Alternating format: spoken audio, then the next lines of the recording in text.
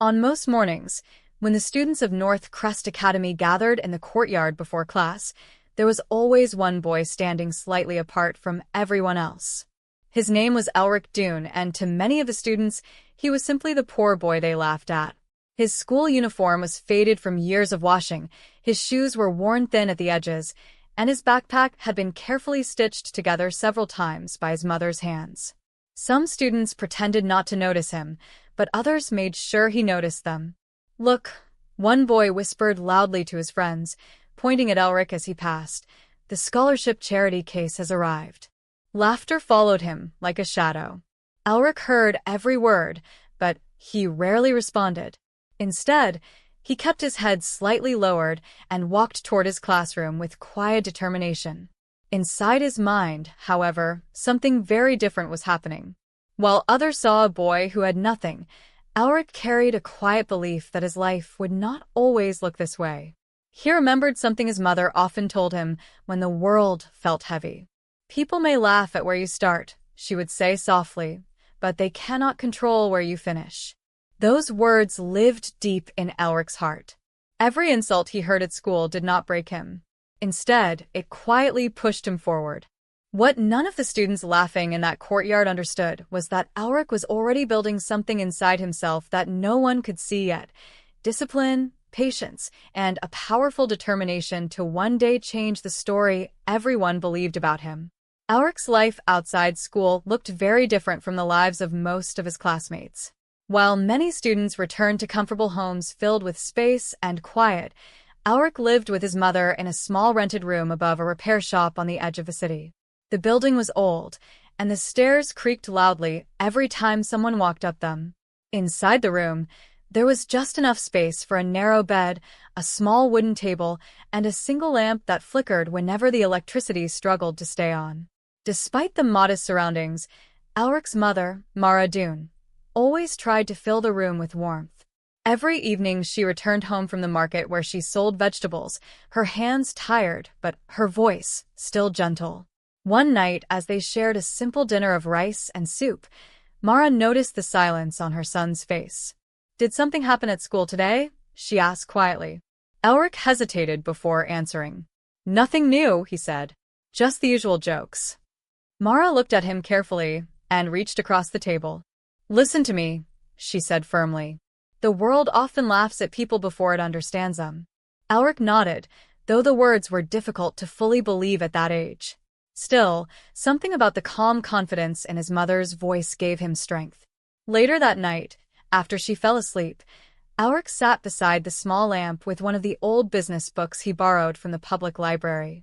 The pages spoke about companies, ideas, and people who started with almost nothing and built something meaningful. As he read quietly in that tiny room, Elric began to imagine a future that looked nothing like the life others believed he was destined to live. At school, however, imagination often collided with reality. One afternoon during lunch break, the classroom buzzed with conversation as students compared the latest phones, sneakers, and gadgets their parents had bought them. Elric sat quietly at his desk reviewing a mathematics assignment while eating the simple bread his mother had packed.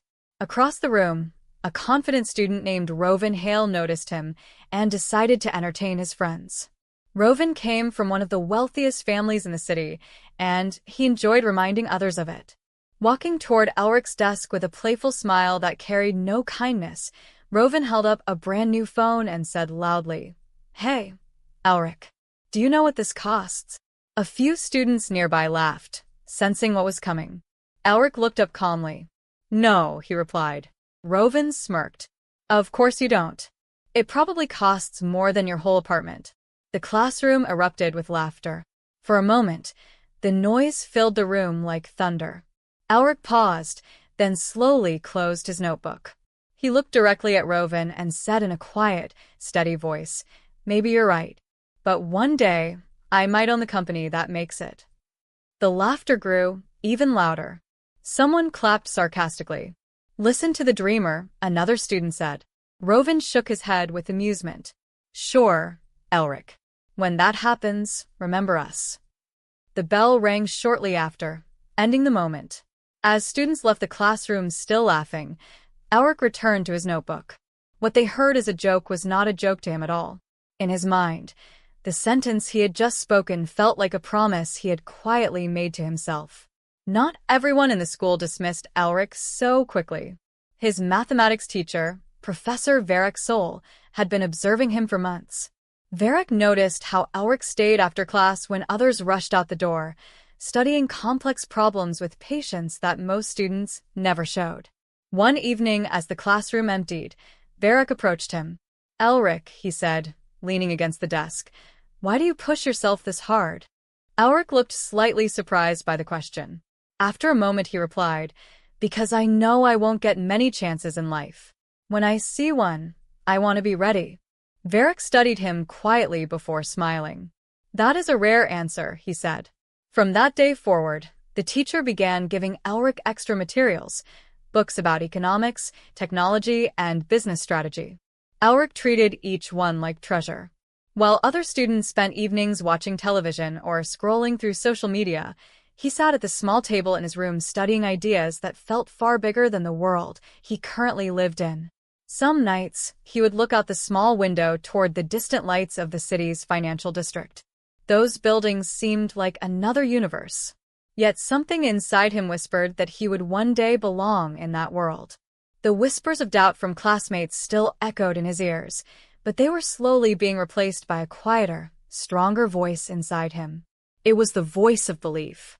And belief, once planted deeply enough, is difficult for anyone else to destroy. As the years of school continued, Elric's life became a quiet balance between hardship and determination. Every morning before class, he woke early to help his mother prepare vegetables for the small market stall she managed. The market opened at sunrise, and the air always carried the mixed smells of fresh produce, spices, and early morning dust. Mara often watched her son carefully as he stacked baskets beside her table. "You should be resting before school," she told him one morning. Elric shook his head with a small smile. "Helping you is not a burden," he replied. "Besides, it reminds me why I study so hard." Mara understood what he meant. She had raised him alone since he was a child, and though life had not been easy, she always believed her son's quiet determination would lead him somewhere extraordinary. Later that day at school, however, the environment felt very different. Wealthier students talked about vacations, new cars their parents planned to buy them, and universities they expected to attend. Elric listened silently, absorbing the conversations like someone studying a foreign culture. During lunch, Rovan once again tried to provoke him. "So, Elric," he said mockingly, "when you become a billionaire, will you still bring bread for lunch?" A few students laughed. Elric calmly replied, "Probably.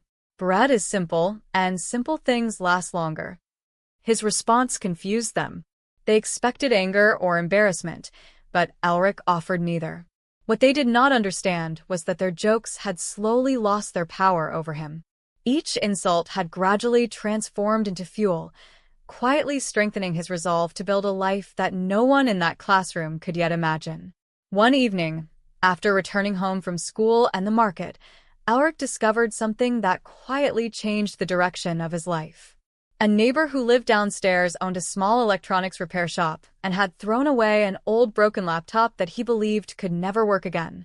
The device sat beside a pile of discarded wires and cracked screens behind the shop. Curious, Elric asked the man, "Are you sure you don't need this anymore?" The shop owner laughed. "That thing? It's useless. If you can fix it, you can keep it." Elric carried the heavy laptop upstairs to his small room. For hours that night, he carefully opened the back panel, studying each part with patience and curiosity. He watched free tutorials online using borrowed internet from a nearby cafe signal that barely reached his window. Piece by piece, he began to understand how the machine worked. It took several nights of effort, but eventually the screen flickered to life. The moment the laptop started working again, Elric felt something powerful awaken inside him. This was more than just a machine, it was a gateway to knowledge. From that night forward, the glow of that repaired laptop became a constant presence in his room. While the city outside slowly fell asleep, Elric sat at the wooden table teaching himself coding, software systems, and basic programming. Sometimes his mother would wake in the middle of the night and see the faint blue light still shining from the screen. "Elric," she would whisper gently, "you need rest." He would smile and answer softly, "Just one more hour, Mom." But those hours quietly began shaping the future that no one around him could yet see. As the months passed, the quiet boy everyone ignored at school was secretly building skills that few of his classmates could even imagine. Elric began experimenting with small computer programs, simple tools designed to solve everyday problems. At first, the programs were basic and often full of errors. Sometimes they crashed completely, forcing him to start again from the beginning. But failure never discouraged him. Instead, each mistake taught him something new. One afternoon, while helping his mother at the market, he noticed that many shop owners struggled to track their daily sales. They wrote numbers in small notebooks, often losing track of inventory and profits. Watching this happen day after day gave Elric an idea. That night, he opened his laptop and began designing a simple software program that could help small shop owners record their sales more easily. It took weeks of trial and error, but eventually he created a basic system that worked. Curious to see if it had any real value, he showed it to one of the market vendors. The woman studied the screen and said with surprise, "Wait, this helps me see how much I sold today." Elric nodded. She smiled widely. "This could actually help people like us." That moment meant more to him than any grade he had ever received at school. For the first time, something he created was solving a real problem in the real world. It was a small success, but in Elric's mind, it felt like the first brick in something much bigger. During his final year of school, the difference between Elric and his classmates had become impossible to ignore, though most students still did not understand it. While others focused on popularity, parties, and social media attention, Elric quietly continued building his software idea into something more powerful. The small sales program he created for market vendors slowly improved with each new update. Soon, several shop owners around the neighborhood were using it. One afternoon, a local business owner named Darvin Kroll heard about the program and asked to meet the young developer behind it. Darvin owned a chain of small grocery stores and was curious about the software everyone was talking about. When he sat down across from Elric at the market stall, he studied the young man carefully. "You built this?" Darvin asked. Elric nodded modestly. After testing the program for several minutes, Darvin leaned back in his chair with clear interest in his eyes. "Kid," he said slowly, "this is not just a small idea. If you develop it properly, it could help hundreds of businesses manage their sales." Elric felt his heart beat faster hearing those words. For years, he had been the boy everyone laughed at, the one no one believed in. Now, someone with real business experience was taking his work seriously.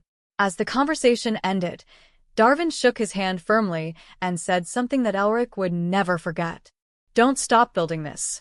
The world often overlooks quiet people until one day those quiet people build something that changes everything." Darvin Kroll's words stayed with Elric long after that conversation ended. For the first time in his life, someone who understood business had looked at his work and seen real potential. That evening, Elric returned to the small room above the repair shop with a different kind of energy inside him.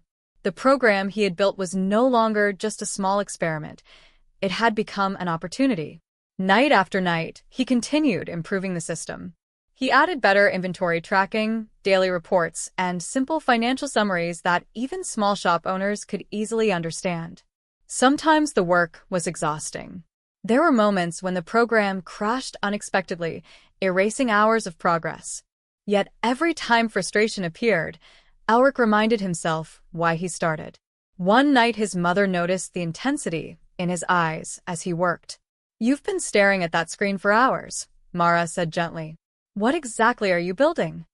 Elric paused before answering. "Something that might change our future." Mara studied him for a moment and then smiled softly. "Then build it well," she said. Those simple words carried deep encouragement. Meanwhile, Darvin began testing the program in one of his grocery stores.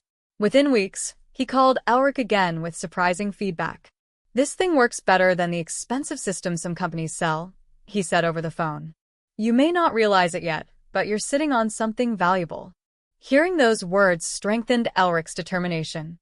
For the first time, the dream he once whispered in a classroom filled with laughter began to feel real. Graduation arrived quietly for Elric. While many students celebrated their future plans at prestigious universities, he stood near the edge of the school courtyard reflecting on how far he had already come. Rovan Hale and several classmates passed nearby, still joking loudly as they discussed their upcoming trips abroad. One of them noticed Elric and smirked. "So, what's next for you?" Rovan asked casually. "Still fixing old laptops." A few students chuckled. Elric answered calmly, "Actually, I'm starting a company." The statement surprised them enough to silence the laughter for a moment. Rovan raised an eyebrow. "A company?" he repeated with disbelief. "Sure, Elric. Good luck with that." They walked away shaking their heads. But Elric no longer needed their approval. Within weeks, he registered a small technology startup based on the software system he had been developing. Darvin became his first business partner, helping introduce the system to other shop owners across the city. At first, progress was slow. Some business owners hesitated to trust a system built by someone so young. But those who tried it quickly realized how effective it was. The software simplified their accounting, reduced mistakes, and helped them track profits more clearly than ever before. Word began spreading quietly from one shop to another. What started as a simple tool for a few market vendors slowly grew into something far larger than Elric originally imagined. Running a company at such a young age was far more difficult than Elric expected. The early months tested his patience and resilience. There were days when servers failed, customers complained about technical errors, and financial resources ran dangerously low. At times he questioned whether he had taken on more than he could handle. Yet each challenge forced him to grow stronger and more capable. He spent long nights studying business strategies, marketing techniques, and leadership skills the same way he once studied programming. Darvin often reminded him, "Success isn't built in comfort, Elric. It's built during the moments when quitting feels easier." Slowly, the company began stabilizing. More small businesses adopted the software, and soon several larger retail stores showed interest as well. The system proved especially useful for small entrepreneurs who had never been able to afford complex management software before. Elric's vision had always been simple: create technology that helped ordinary people run their businesses more effectively. That vision resonated with many shop owners across the city. Within 2 years, the software platform was being used in hundreds of stores. Investors began paying attention. Business magazines started publishing articles about the young founder quietly transforming small business operations across the region. One morning, nearly 3 years after graduating from North Crest Academy, a headline appeared across several local news platforms. "Young tech founder launches one of the fastest-growing software companies in the city." The name printed beneath the headline surprised many people who recognized it immediately: Elric Dune. The article described how his company's technology had expanded into hundreds of businesses and was now attracting major investment interest. It also highlighted something even more remarkable. At just 22 years old, Elric had become the youngest CEO, leading a rapidly growing technology company in the entire city. Interviews followed quickly. Reporters asked about his journey, his struggles, and the inspiration behind his company. During one interview, a journalist asked him directly, "What motivated you to work so hard when so many people doubted you?" Elric paused before answering thoughtfully. "Sometimes," he said calmly, "being underestimated becomes a powerful advantage. When people expect nothing from you, they stop watching. That gives you time to quietly build something meaningful." His words spread quickly across social media and business networks. For many young people facing difficult circumstances, his story became a powerful source of inspiration. Meanwhile, several of Elric's former classmates gathered one evening at a cafe not far from their old school. Someone had just shown them the news article on a phone screen. Rovan Hale stared at the image of Elric standing confidently in front of a modern office building, the new headquarters of his rapidly growing company. The same quiet boy they once mocked for bringing bread to school lunch had now become the youngest CEO in the city. For a moment, none of them spoke. The memory of their laughter years earlier felt strangely distant now. Across the city, In a glass office overlooking the skyline he once admired from a small window, Elric stood beside his mother, watching the lights of the city below. Mara looked at him with quiet pride and said softly, "Do you remember what I told you all those years ago?" Elric smiled slightly. "Yes," he replied. "People may laugh at where you start, but they cannot control where you finish." Mara nodded, and as the city continued moving beneath them, Elric knew something important. His story was not simply about success. It was about resilience, belief, and the quiet power of refusing to let other people decide the limits of your future. And that's the lesson from today's story. No matter how difficult life becomes, determination and courage can lead to success. If you enjoyed this story, don't forget to like, subscribe to Success Folktales, and share this message with someone who needs it. Because here, every story has a lesson, and every struggle can lead to success.